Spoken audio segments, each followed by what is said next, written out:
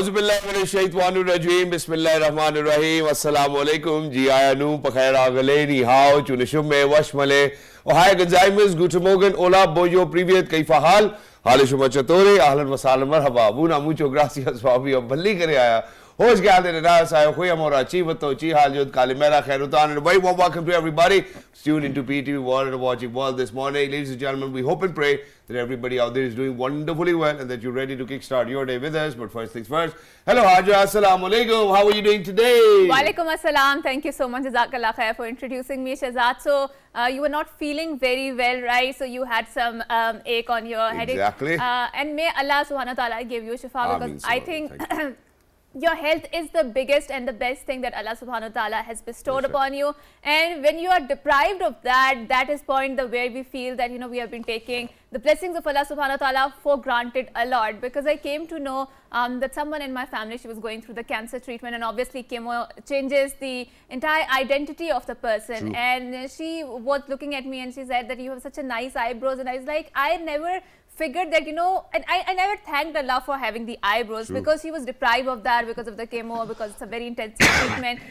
So because of that, and she started looking to small things which she had before, and now she was deprived of that. So I think we need to be grateful to Allah subhanahu wa ta'ala, because gratitude is the thing that is practiced in different religions, and not just in religion, in different cultures, in different societies, and that is going to take us where we are going. Exactly, and thank you so much, Haja, for saying that. And we certainly do not have to go that far away. So imagine that, for a person, who has got hair just like mine, I think when they look at other people, the first thing that they might notice is hair as well. Oh wow, your hair is so nice. Oh wow, your hairstyle looks so nice. True. So I think for everything which you do not have, most of the time you certainly will focus on that.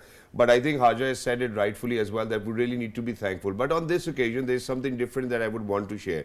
Now, what happens is, unfortunately, that if there are tough times in your life, what happens is that unfortunately you start to complain to Allah Almighty that, Allah, why me? You start to question Allah as well. This is something which I would want to kind of reiterate upon, and that is that please make sure that you never do that.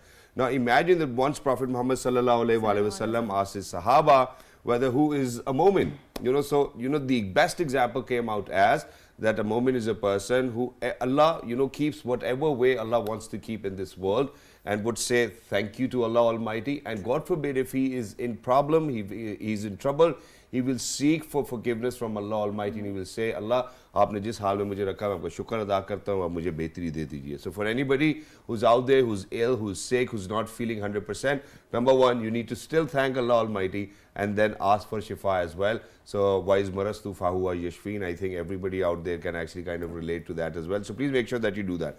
But because that we have had an entire month of Ramadan, I think what we really need to talk about over here is that, that a lot of people, just because of the fact that they cannot control their hand and mouth, they end up eating quite a lot. So there are a lot of diseases and illnesses which are related with that as well. Unfortunately, on Bakra Eid, we did a show where Dr. Saab was here, that, there was an emergency called within a hospital, and it was because of the fact that there were so many people coming in because of overeating. So please, I think people really need to kind of make sure that they maintain that balance, and to kind of talk about that. We're very lucky that we have been joined by an amazing guest over here. First up, the best part is that his father, Mr. Azhar Khan Lodi, actually happens to be the advisor at Pakistan Television. Whenever we need any sort of medical advice, I think we would run to him. And now imagine that we are very lucky that we've been joined by his son, ladies and gentlemen, who's got more than 19 years of experience. He's Dr. Asad Khan Lodi, a family physician himself. Assalamu alaikum wa rahmatullahi wa barakatuh. How are you feeling, sir? Allah ka shukr. Walaikum assalam. Very glad to be here with you. Thank you so much for joining us. Thank you Wonderful so to have you. And we will get the conversation started in a little while. Let us set the tone right as well. We're very lucky that we've been joined by Sana Khwa, Anat Khwa, Mr. Ghulam Mustafa. Assalamu alaikum, Ghulam Mustafa bhai. Kaise hain aap? Walaikum assalam wa rahmatullah. Thank you so much. Thank you so much for joining us. It's wonderful to have you over here. Ghulam bhai, bismillah kijiye. मैं के बेवकूफ़ तो माया हूँ, मैं के बेवकूफ़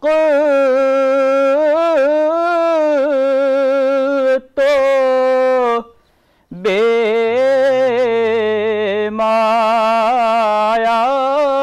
हूँ, तेरी महफ़िल محفل میں چلا آیا ہوں، تیری محفل میں چلا آیا ہوں، آج ہوں میں تیرا دہلیز نشین، آج ہوں میں تیرا دہلیز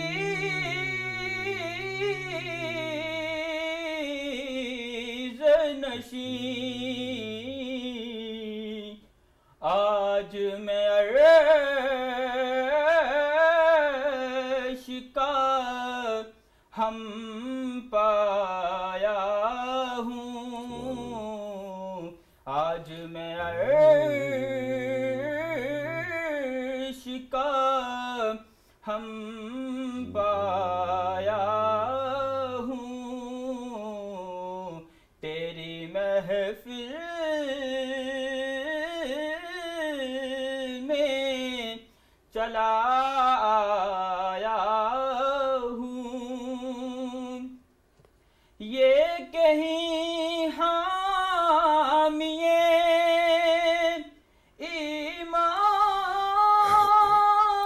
ایمان ہی نہ ہو، یہ کہیں حامیے ایمان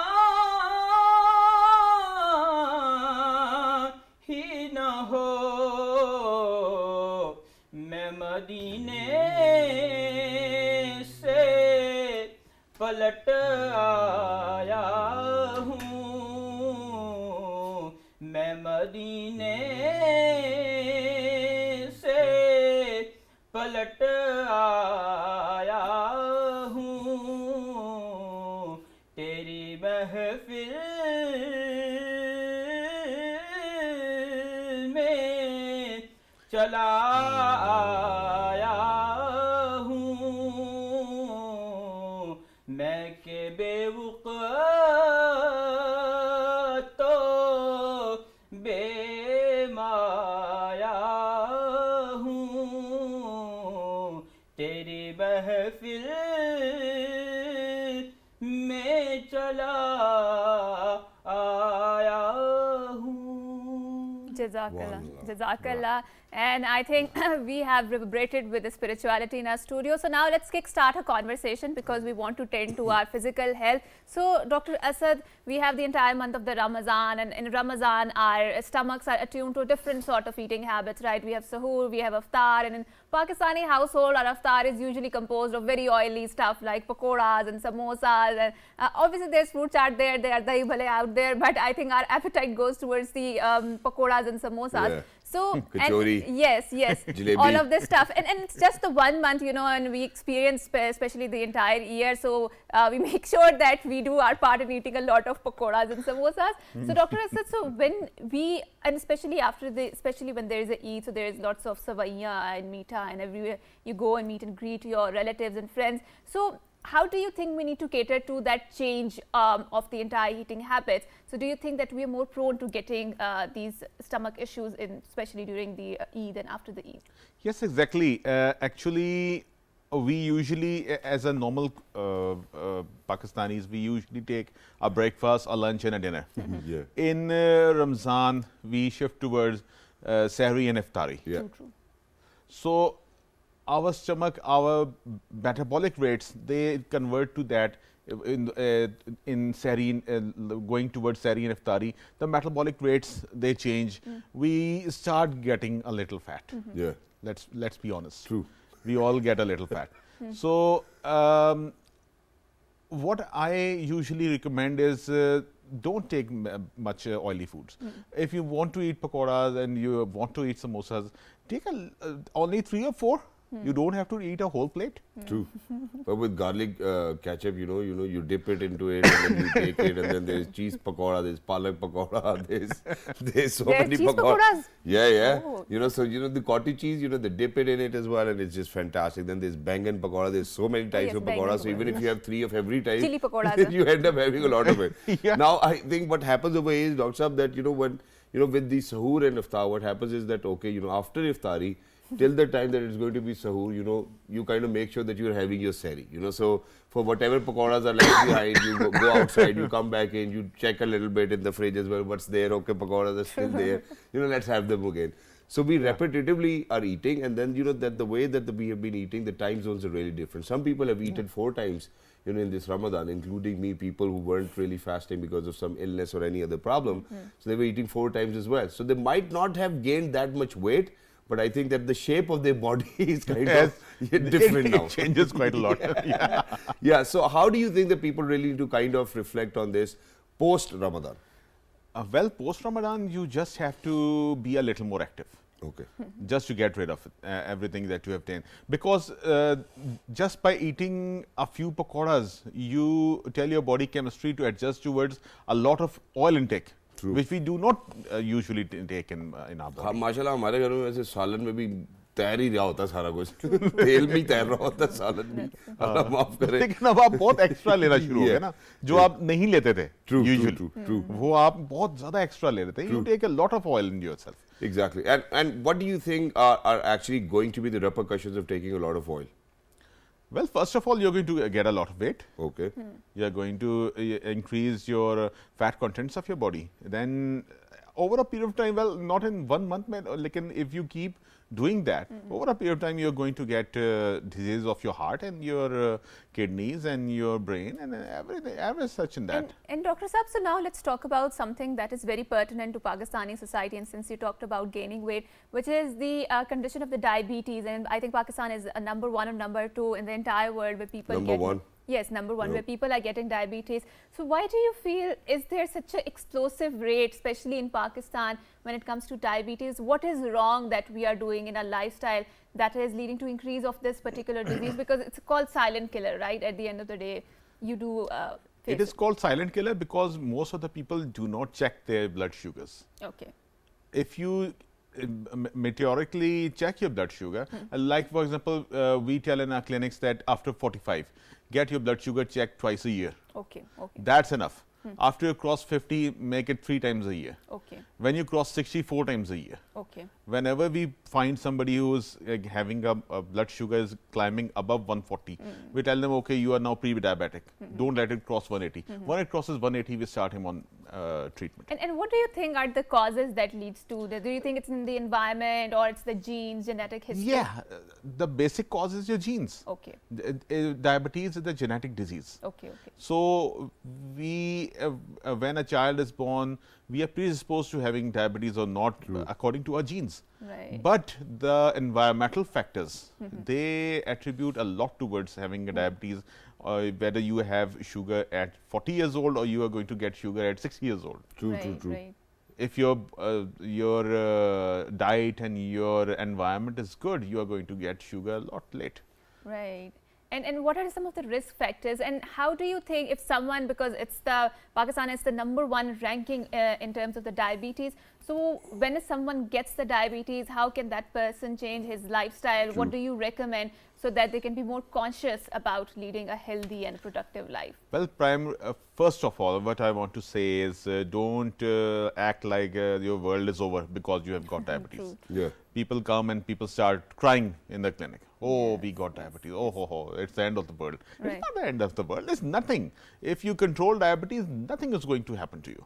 Okay. But for longer periods of medication, do you think that it's going to have an impact? Because imagine that diabetic foot and there are other issues as well, then your vision can be compromised. I mean, I'm not that I want to scare people off as well, but obviously, because you mentioned that if you maintain a healthier lifestyle, obviously it's not going to have that impact. But people do not do that. People are like, okay, now we have injected insulin, now we can eat whatever we want to eat. My chachu does that.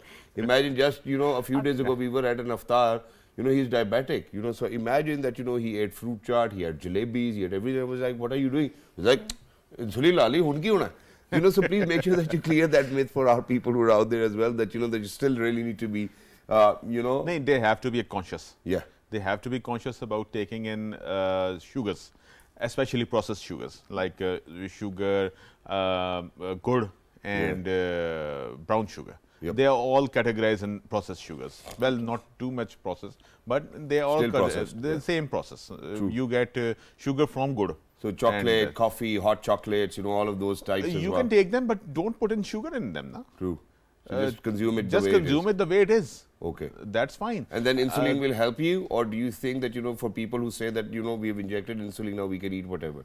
No, they cannot do that. Okay. Insulin is going to reduce your blood sugar. That's going to put take the sugars from your blood and put it. It will going to help it in going into the cells. Yep. To let them work. But it's only आप जितना उस पर जोर डालोगे उतने वो काम करेगी. True. Right, and Dr. Sir, we've seen, especially in Pakistan and generally around the world, we've seen that there's just spike in the diseases, and I do feel that our generation, we are not that physically strong as our ancestors were, as Nana Nani, Dada Dadi.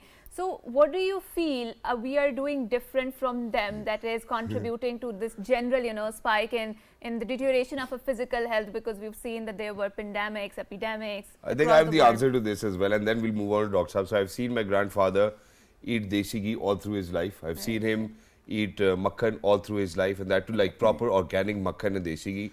Then I've seen him going to the mosque 5 times a day by foot. I've seen him go do whatever chores that he was supposed to do for all the family, that too by foot as well, and I think that it kept him healthy. Not just that, he used to smoke almost like 3 or 4 cigarettes a day, then he used to smoke pipe as well.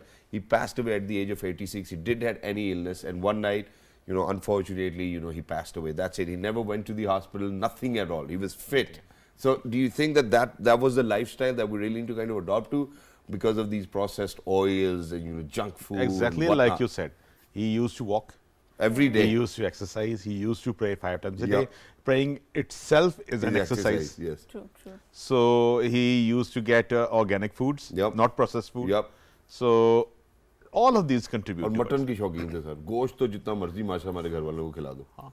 But everything was hygienic. Everything was organic. True. So unfortunately, we cannot do that right now. We do not get much organic foods right now. So desi ghee is through the roof. The price of it is through the roof. But what Normal would you people recommend cannot. as a doctor? Because imagine that there was a time when all of these processed cooking oils came into the market. Then every doctor was recommending it, right? There was a time that we used to see adverts on television. Which ye wala tel le, usme omega and this and that and whatnot. Now imagine that the research has come up, where I've read this research myself as well from the West, where they now are saying that okay, desi ghee needs to be consumed by people. So would you as a doctor recommend people having desi ghee, and how much of it? Because people then go crazy, they put sugar in it, they make dishes of desi ghee. Ghee kha rahe hain. Ghee ka salan bana hua hai. Yeah, very true. Parathe, dripping with ghee. Balon wale. Yeah, balon her wale, बल लेकिन- में एक तय लगी हुई है तेल Yeah, की. Wow. and dripping with ghee. You pick it up and ghee start flowing down of it. People used to, I've seen people eating those. I have done it. I've been to somebody's place where I've been gulping desi ghee. And Yeah. I was like, that's too much of it. but- Like, पुत्र सेहत बनेगी. डोले बनेंगे तेरे. I think it's very tasty, and I think Shahzad mentioned a very important point, which is the element of mobility, which is now missing a lot, right? So what we do is we use our cars and we don't have to walk all the way. So I think walking is very much important. But now let's touch upon an important topic, which is of the genetically modified food. So in the West, it is a concept which has been criticized a lot because of the way it has been dealing with the health of the people there. I mean, in Pakistan, we don't see that sort of incursion, but I think in the days to come, we will also see the canned and the processed food here in Pakistan. So Dr. Saab, how do you recommend genetically modified food, and what are the repercussions of consuming it? Well, genetically modified food, we do not have much of those in Pakistan. Poultry right chicken, now. sir. Poultry chicken, the shaver chicken. Yeah. It's genetically modified. Not exactly. Because of the feed that they give them, no? Yeah. So imagine a chicken who's actually supposed to grow up in like 6 months or 7 months has already grown up in like Exactly. 1.5 months. Yeah. Well, I would say cook it up quite well. Okay. Don't undercook it. All right. So The first thing, that's one because solution. the proteins in your chicken, they break down at about 150, 160 degrees. Okay. Which is, after that, it is quite safe to eat. All right.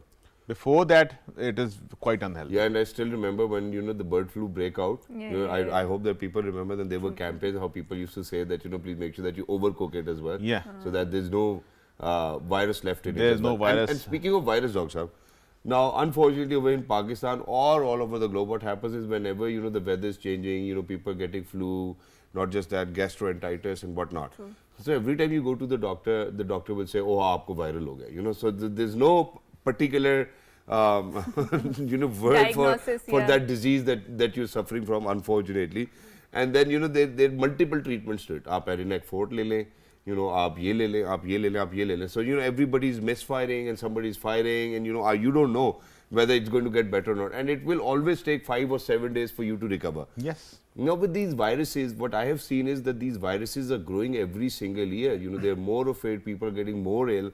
How do you think that we can protect ourselves from such viruses? There are flu vaccinations available. I got the flu shot. Imagine right after I got the flu shot, I got the flu too. So that was the problem with me. So how do you think that we can protect ourselves from that? Well, first thing which I want to say, the flu shot, it is only against one virus. Okay. With your flu? Only one virus, influenza virus. That's it. Normally, which we get the flu, it's a common cold. Okay. It is a very separate virus. So, your flu shot will not work against it. Okay. Okay. Second thing, the best way to save yourself from these viruses is by wearing a mask. That's it. That's it. And I think most of the people enforce it very religiously in my clinic. I tell everybody to just enter the clinic and wear a mask, any 10 rupees mask. Just wear it until you are in the clinic. Because if you're coming in with an upset stomach or pain in your legs and you you go back with tuberculosis or pneumonia, what's the use of that? True. Everybody is coughing, everybody is sneezing over there. So just wear a mask. And I have seen on myself, I used to get sick about every 3 or 4 months before this coronavirus. Okay. Because everybody was coughing and sneezing, and I used to get quite sick every 3 or 4 months, which I had to take a 1 to 2 days leave from my clinic. After this COVID vaccine, I only got sick about once in 3 years. That's it. Okay. So everybody's been wearing masks. And everybody was wearing masks. I was wearing masks. So I started applying masks. Now we will see a lot of people will be even though I've seen so many videos on social media, a lot of people are wearing masks because they owe money to other people. Mask पहन के निकलो. Thank you so much, Dr. Saab, for being with us. So much. Lovely to be in conversation with you. Thank you so much, Ghulam Bhai, for being with us. Lovely to be in conversation with you. For everybody, ladies and gentlemen, we're having this conversation so that we all can learn from it. We certainly want each and every one to be mentally, physically healthy. We want you guys to kind of enjoy, celebrate the way that you would love to, and that too amongst your loved ones as well. With that, we're heading out towards a short break. There are two amazing people who will be joining us in the next segment. One happens to be a poet and an author. The other one happens to be a motivation speaker. What will be they talking about is something which I'm going to give away right in the next segment. Don't go anywhere, ladies and gentlemen. We will be right back. Good morning. Good morning.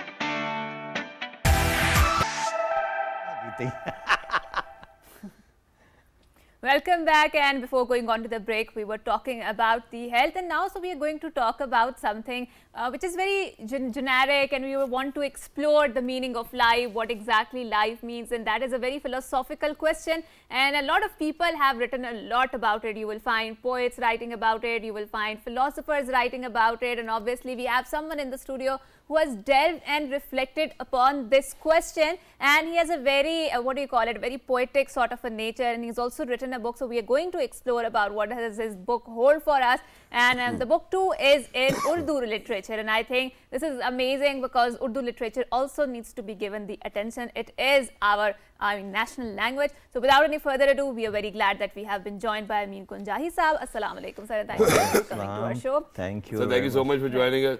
Wonderful to have you over here. Alhamdulillah, we've always very connected on telephones as well, and I would always kind of look forward to a text message from him. But today what we have done is that it's not just me and Haja who will be exploring Amin Kunjai Saab's book. We have somebody else over here inside the studios. Ladies and gentlemen, we're very lucky that we've been joined by somebody who happens to be somebody who served the United Nations as well, and not just that, happens to be a motivational speaker. He is Mr. Abdul Wahab Saab. Assalamu alaikum wa rahmatullahi wa barakatuh. وعليكم السلام ورحمة الله وبركاته. كيف الحال يا شيخ؟ Alhamdulillah, anta bil khair.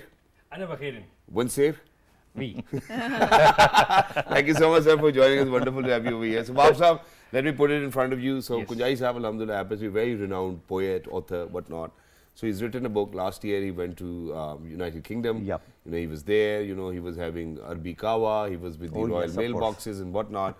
So, he wrote a book, and he's titled it Pyar Ka Aakhri Sheher. You know, Yeah. that in the last city of love, and he thinks that London happens to be that. You know, so I think the sole reason why I'm giving you this preamble is so that you can ask him and intervene wherever you feel like, okay?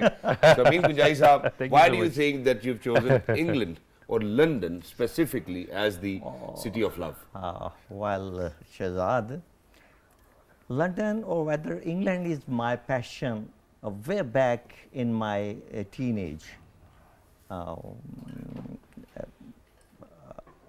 In the देख के कहना sir, 75, भाभी भी देख रहे थे I'm telling you, in 75, the first World Cup was, Cricket World Cup Yep, took place at England, UK.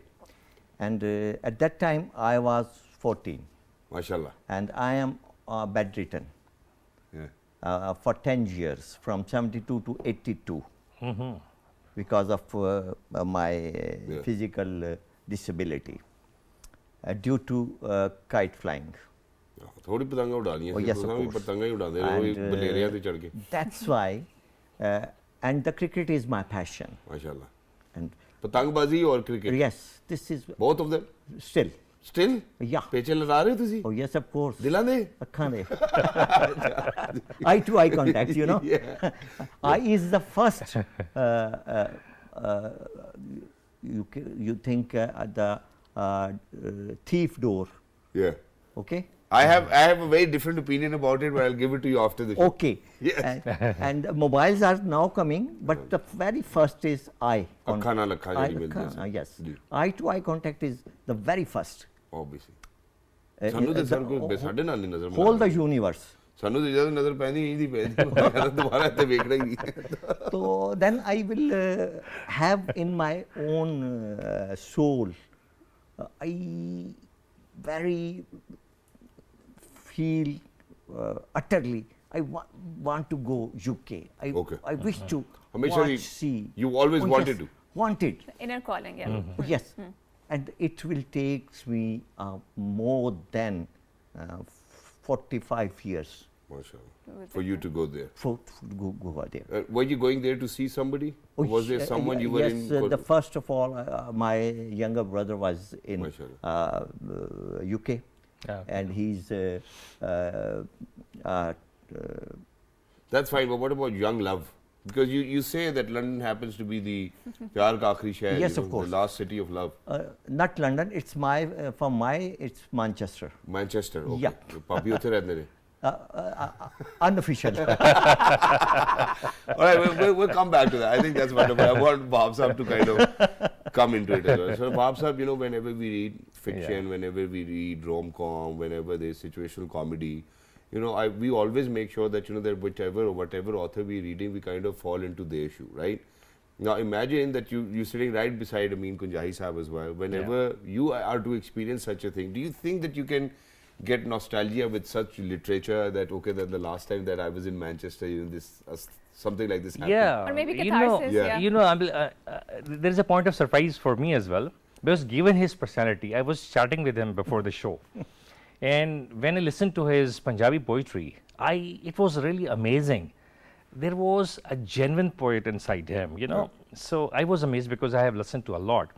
But the way he reflects his thoughts, the way his inner self comes out, his whole personality gets reflected into his verbal expression. That is amazing. True.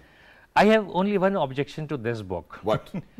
Given his romantic and poetic personality, how come, I mean, it could be his last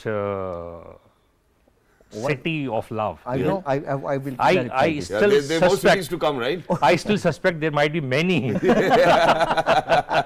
I clarify this because He's still Yes. young old man. Alhamdulillah. Alhamdulillah. Alhamdulillah. That's how he looks like as well. yeah, Ji, Qudai yes, sir. I am just clarifying it. The very first book was written on this subject was Mustansar Hussain Tara Tara Sahab. Saab's Pyar Ka Pehla Shahar, way back in 72. Right. तो आपने आखिरी करा दिया. Then I think because he also, Which city was that? I think he was in France. Okay. Okay, Yep. and his That certainly happens to be the city of love as well. oh yes, Yeah. of course. Yes. And his lover's name, heroine name was Pascal in this his book. 75 में. Yes, 72 में. 72 में भी इस तरह का काम चल रहा था हमारे Yes, मुल्क of में, course. माशाल्लाह. ये Mustansar Saab's book. And then after 50 years, I think why not I write a book with the name of Pyar Ka Aakhri Shahr. Wonderful. But Amin Saab, do you feel as an author that, for example, people who are writing fiction and especially who are writing romantic comedies or romantic novels, their life is reflected in that romantic build-up? Oh, well, yes, of course. Because without your life is not reflecting in your writings, I don't think you are a pure writer. And thank you so much, sir, for saying that, because there's a reason. So imagine that, if I'm holding this stick, ladies and gentlemen, obviously the purpose of this stick is to kind of support me wherever I go in life, right? For Amin Kunjai Saab, I think that's how it has served the purpose. But imagine if you have a loved one, I don't think that you would need any stick. So that's the question that I really need to ask over here, that, it took you 45 years. Yes, of course. Why didn't you write a book before even going that, okay, that this is something that I would want to do? Because I've seen that most of the time, in today's time, authors, what they do is that they certainly would know who their audiences are. Yeah. And they would write according to them rather than for what they have experienced. Well- So in this book, Yes. is everything according to what you've experienced, or is everything according to what my reader wants to read? That's a good question. Both. अच्छा जी, चलो जी. To be That's very good. honest, ठीक है. I know because the pulse of the reader, a good author will know.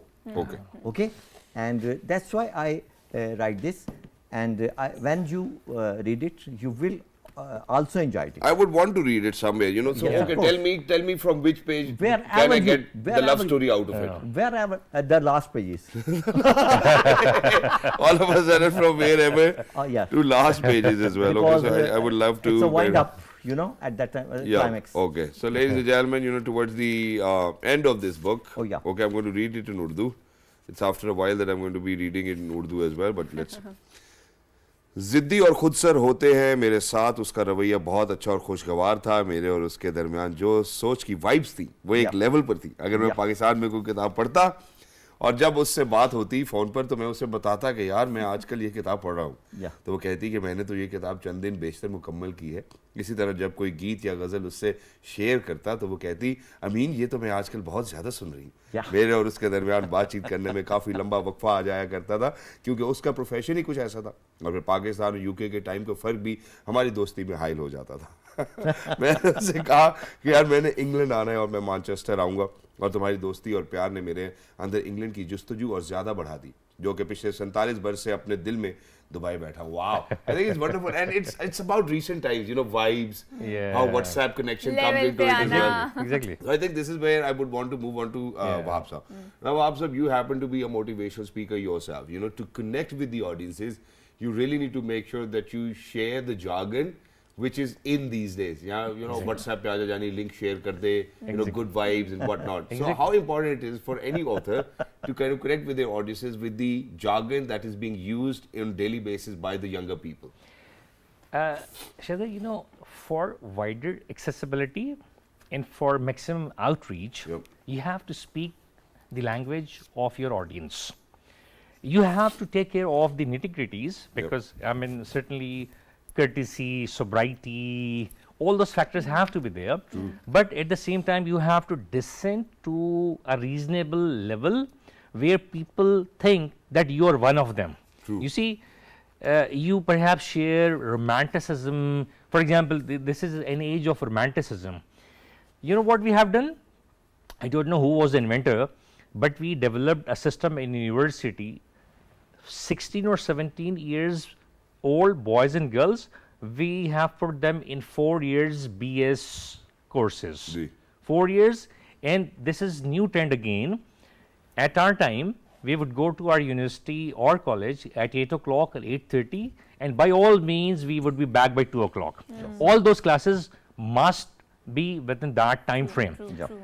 Nowadays, students are called at 8 or 8:30, and many of them they return to their homes 6 o'clock. I have interviewed so many students. I say, how many classes do you take? 8 or 10 the whole day? They say, sir, 4. Yeah. I ask, what do you do in those free times? Yeah. They say, sir, we are sitting in cafeteria or we're sitting in lawn. I ask who you are sitting with. Yep. Sir, this is something personal, And if you visit, because I'm also teaching in one of the universities, if you move around into the spacious, long lawns, you will find couples sitting in Manchester chatting. ही है तकरीबन. So they have to fall in love. They will become poets. They will not become scientists or engineers, or they won't go to other professions. But most of them. So that's why I call this is an age of romanticism. 20, 21, or 22-year-old boy or girl, if you interview them, they think that love is perhaps the only thing in this world. At the same time, our dramas are promoting the same thing. For me and the kind of person I am, I think it's the foremost and the most important aspect of your life, and only then it enables you to do whatever you want to do in life. Exactly. If you That have has to be. somebody who loves you truly, That has to be. because of them, you Unfortunately, will do what is whatever you want to happening? What is happening? We are teaching everything, but we are not not love. teaching. That is nahi. Love is first step. The ultimate step is purpose of life. Love is not the purpose of life. That was a good one. At his age, he's perfect because he has attained what he had to do. No, but sir, that's where the problem is now. This is what I figured out.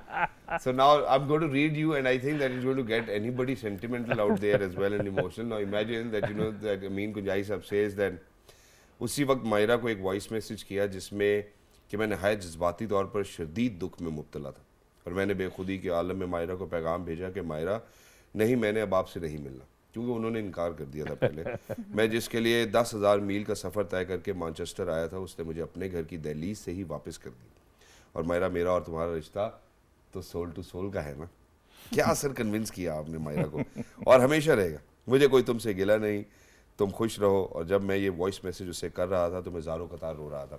Now imagine sir that this is a love story which a lot of youngsters can relate with. Oh, yes, of course. वो भाई zone हो जाते हैं। You just tell me, when you recite these lines, whether you like it or you interested in this line. Sir, I think everybody has been through this now, where Yes. there was somebody that whom you have loved, and all of a sudden she's going to call you a brother.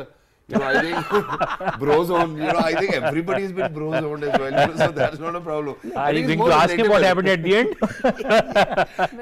I think there is one important question that we need to ask is that nowadays we just find that people are glued to the social media, on the Instagram, on the Twitter, and the habit of book reading is almost fading away. Yes, Very of course. few people are invested into that, and I think this is a sign of worry. But how do you feel audience has received your book so far? How was the response, and are you worried about this declining trend of book reading? Yes, I am very worried, because being a author, it's really a very sad moments for our society, especially in subcontinent. I saw in Europe when I traveled, they people, although they have all gadgets of accordingly there, but in our country we people have a mobile, and we think everything is in a mobile. We don't need a paper book to read, we just e-book. Right. But it's a very, I think Hard copies are always the better. hard copy is the taste of a good literature, poetry is, I think so, through Gulzar Sahab says, with hard copies. true. And I think that this is how, and this is why we need to encourage the book reading habits, because Yes, of course. The knowledge that is acquired through the hard copy stays with us for a longer period of time as compared to the one acquired through the e-copies. And this is the research what has been proving it. And I think with the days to come, we hope and pray that things will change and people will revert back to those days when the book hard reading copies habits. are important, Aja. Yes, You of really course. need to have a hard copy with you for whatever it gives you evidence. Give as me well. one line I just want to say. Sir, very quickly, we short. Yes, of course. Sir, sir. There is no rehearsal in life. Yeah. Everything is going live. Yeah. No retakes, no cuts. Yeah. So be positive. Okay, so be positive, ladies and gentlemen, because for us, we are on live television as well. So thank you so much, Bobby Thank you so Bobsab. much. Thank you so much, Thank Amin you. Gujaisa, for being Thank with us. you, For everybody Shahzad. who's out there, ladies and gentlemen, please make sure that you go out there. Do whatever you love the most as well. For Haja, she's an avid reader. I think because of her pressure, I've started to read as well somewhere in between. But ladies and gentlemen, I think we need to support our talented, amazing writers, authors, poets, motivational speakers, and everybody that who are a part of our life. Until next time, look after yourselves. It's a good morning. Allah Hafiz. Allah Hafiz. Thank you.